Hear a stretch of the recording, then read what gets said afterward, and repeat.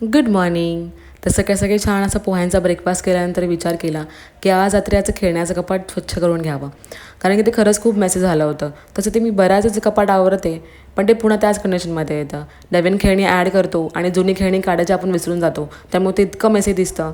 म्हणून ते सगळे जुने खेळणे वेगळे केले आणि जे खेळणे ती रेग्युलरली वापरते खेळते ते खेळणे एकत्र करून तिच्या खेळण्याच्या डब्यामध्ये भरून ठेवले. याचं खेळण्याचं कपाट म्हणजे तिचा बोर्ड आहे.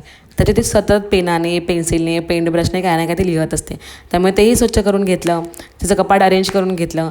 आणि एक गोष्ट आपण आवरायला घेतली म्हटल्यावरती इतर गोष्टीही दिसतात, त्यामुळे मी बाकीच्या गोष्टीसुद्धा आवरायला घेतल्या आणि त्यामध्ये अत्र्याची सतत लुडबुड चालू होती.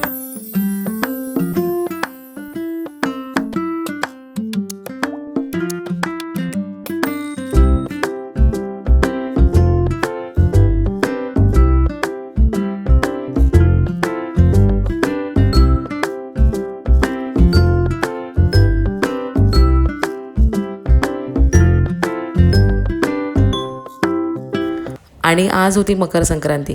मी पुरणपोळ्या बनवल्या नव्हत्या, म्हणून आईने माझ्यासाठी पुरणपोळ्या आणि कटाची आमटी पाठवली होती. इतकी काळजी फक्त आईच करू शकते, नाही का? त्यानंतर आत्रेयाने सुद्धा पुरणपोळी आवडीने खाल्ली आणि संध्याकाळी छान असं थालीपीठ बनवले होते. खरं तर थालीपीठ लग्नाआधी मी कधी बनवलं नव्हते, पण आता मला बऱ्यापैकी जमतात. आणि असा होता माझा आजचा दिवस. आय होप तुमचाही दिवस छान गेला असेल. तुम्हाला जर माझे व्हिडिओ आवडत असेल तर लाईक करा, शेअर करा आणि फॉलो करायला अजिबात विसरू नका. Thank you for watching. Bye bye.